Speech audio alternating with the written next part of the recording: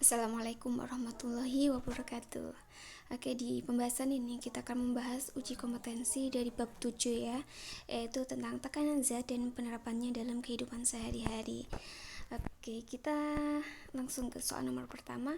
Soal nomor 1, faktor-faktor yang mempengaruhi besarnya tekanan. Oke, jadi kalau ada kayak gitu, maka kita harus tahu rumus dari tekanan dulu ya.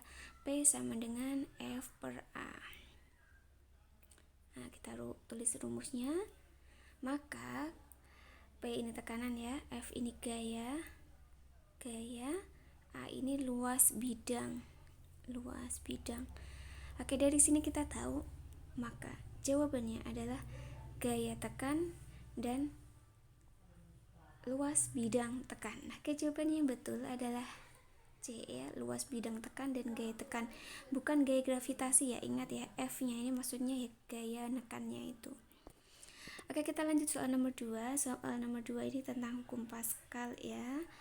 Oke, hukum Pascal itu kalau ada dua tabung 1 dan tabung 2 dihubungkan. Nah, oke, yang ini ditanya F-nya berapa. Kunci dari hukum Pascal itu P1 sama dengan P2. Ingat rumusnya P, F per A. Sekarang kita buat perbandingan antara tekanan di tabung pertama dan tekanan di tabung kedua ya. Oke, sebelum ke sana kita lihat dulu apa saja yang diketahui dari soal. Oke, ini ada A1, ini ada A2, dan ini ada F2. Nah, yang ditanyakan adalah gaya yang harus diberikan untuk mengangkat mobil. Berarti yang ditanyakan F1-nya ya. Oke, karena sudah siap, kita sudah tahu apa saja yang diketahui. Kita masukkan ke rumusnya. Ingat, P1 sama dengan P2. F1 per A1 sama dengan F2 per A2. Kita masukkan angka-angkanya. Nanti hasilnya ketemu F1 sama dengan 8.000 Newton. Maka jawaban yang tepat adalah D ya. Oke, kita lanjut soal nomor 3. Upaya yang dapat dilakukan untuk mendapatkan tekanan yang besar. Tekanan yang besar, ingat tadi rumusnya P sama dengan F per A. P dan F ini berbandingnya lurus. Kalau berbanding lurus itu ini ya, maka semakin besar F, P-nya juga semakin besar, namanya berbanding lurus. Sedangkan P dan A itu berbanding terbalik. Kalau berbanding terbalik itu maksudnya semakin besar A, maka P-nya malah semakin kecil. Jadi dari fakta ini yang kita ambil dari rumus, kita tahu jawaban yang paling tepat adalah D. Jadi untuk memperbesar tekanan, untuk mendapatkan tekanan yang besar, kita bisa meningkatkan gaya tekan atau memperkecil luas bidang tekannya. Oke, kita lanjut soal nomor 4. Di soal nomor 4 ini ada seorang penyelam yang menyelam ke dalam 3 meter ya. Massa jenisnya udah tahu, percepatan gravitasinya juga tahu, kemudian ditanyakan ada tekanan hidrostatisnya.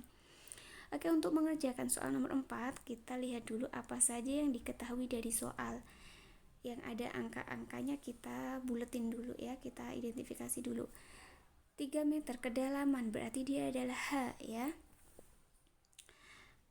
Massa jenis air 1000 berarti rho. Kemudian konstanta gravitasi berarti G. Rho, G, dan H yang sudah tahu, tinggal masukkan ke rumus. Rumus tekanan hidrostatis adalah yang ini ya, Rho kali G kali H. Kita masukkan angka-angkanya, ketemu hasilnya 30.000 Pascal. Jadi penyelam dalam kedalaman 3 meter, dia mendapatkan tekanan sebesar 30.000 Pascal. Jawabannya B. Yuk kita lanjut soal nomor 5. Sebuah drum besi dapat mengapung di dalam air disebabkan oleh... Oke, ini soal nomor 5 kita harus lebih teliti. Karena kayak gini ya, drum itu kan terbuat dari besi. Seharusnya besi itu kan dia tenggelam di dalam air kayak gitu, tetapi drumnya itu nggak tenggelam. Nah kayak gini ya, anggap aja itu drum, dia tuh malah mengapung. Ini kenapa ini alasannya? Yuk kita lihat. Jadi alasan atau penyebab benda itu bisa mengapung itu ada dua. Yang pertama, massa jenis bendanya lebih kecil daripada massa jenis air. Dan yang kedua, gaya apungnya itu lebih besar daripada berat benda. Oke, tetapi di soal nomor 5 ini agak spesial ya, karena massa jenis besinya itu sebenarnya lebih besar daripada massa jenis air. Jadi kita lihat. Jawaban yang tepat itu adalah A. Kenapa A? Karena massa jenis bahan pembuatnya itu kan lebih besar daripada massa jenis air. Tetapi massa jenis keseluruhan drum itu lebih kecil dari air. Kenapa? Karena di dalam drumnya ini, pemirsa, di dalam drumnya ini terisi udara. Nah, udara ini yang massa jenisnya tuh jauh lebih kecil daripada air. Otomatis massa jenis total dari drum dan udara di dalamnya lebih kecil daripada massa jenis air sehingga bisa mengapung. Jadi kita analisa dulu ABCD-nya dengan teliti. Kayak gitu ya. Oke, soal nomor 6. Oke, ini kita punya tabel. Kemudian ditanya, berdasarkan tabel tersebut pernyataan yang benar. Oke, kita lihat ya. Yang ini kolom ketinggian, yang ini kolom tekanan. Kalau kita lihat, semakin tinggi maka tekanannya adalah semakin besar. Ya, fakta dari informasinya kayak gitu nih. Semakin tinggi ketinggian, maka tekanan semakin kecil. Kemudian fakta ini kita cocokkan dengan A, B, C, dan D yang ada. Yang paling cocok adalah yang D. Semakin tinggi tempat, maka tekanan udaranya akan semakin besar. Aduh ya Allah, salah ya. Ini kan dari ya, semakin tinggi nih ke situ, tekanannya semakin kecil. Kayak gitu. Yang bener yang D ya. Semakin tinggi ketinggian maka tekanan udaranya semakin kecil. Nah, ini ketinggiannya naik, tekanannya malah turun kayak gitu. Mohon maaf ya, kurang teliti ya Allah. Oke, kita lanjut lagi ke soal nomor 7. Di soal nomor 7 ini, teknologi berikut yang tidak menggunakan prinsip Archimedes tidak. Jadi ingat ya, hukum Archimedes itu kayak gimana.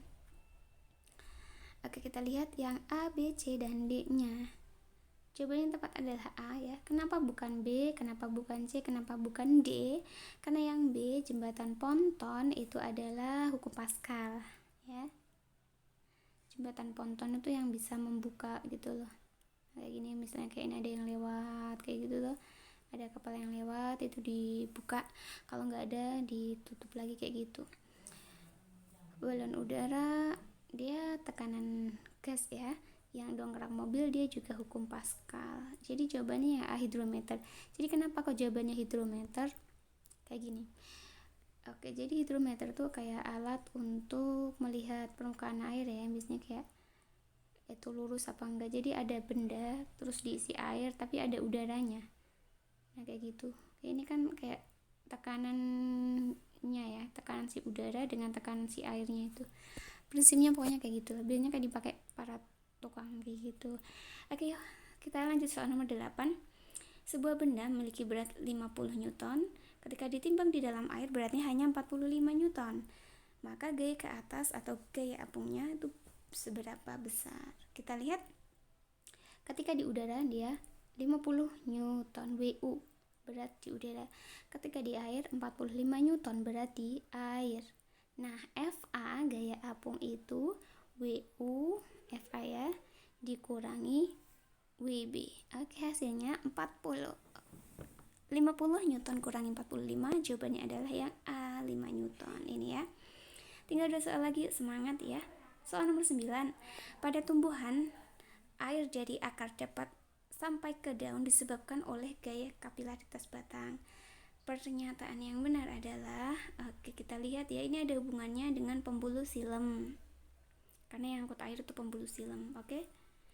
Maka otomatis C ini salah, karena di phloem gitu ya. Yang A ini juga kurang tepat. Kenapa kurang tepat? Karena ini dia tuh bahas osmosis ketika masih di sel akar. Padahal ini kapilaritas batang. Tinggal B dan D ya, kita lihat. Yang D, air dalam tanah dapat naik karena daya isap daun yang rendah. Bukan daya isap daun yang rendah, tapi daya isap daunnya yang tinggi. Berarti ini juga salah. Jawabannya adalah yang B ya. Jadi dekapilaritas itu apa tuh? Itu kayak kayak si daun ini kan punya pembuluh silam. Nah, pembuluh silamnya tuh kayak tabung yang kecil. Nah, karena tabungnya tuh ukuran kecil, jadi dia punya apa sih, kayak hukum Pascalnya gitu, bisa lebih lebih bisa naik ke atas dekapilaritasnya itu. Yuk kita lanjutkan ke soal nomor 10, soal terakhir. Pada saat mengukur tekanan darah dengan tensimeter berlaku hukum. Jawabannya adalah hukum Pascal. Karena si tensimeter itu kayak pakai pipa-pipa gitu toh. Nah, terus nanti ada habis ditekan, habis itu dilonggarin. Nah, itu jawabannya. Jadi si alatnya ini ya, di alatnya si tensimeter itu dia pakai hukum Pascal.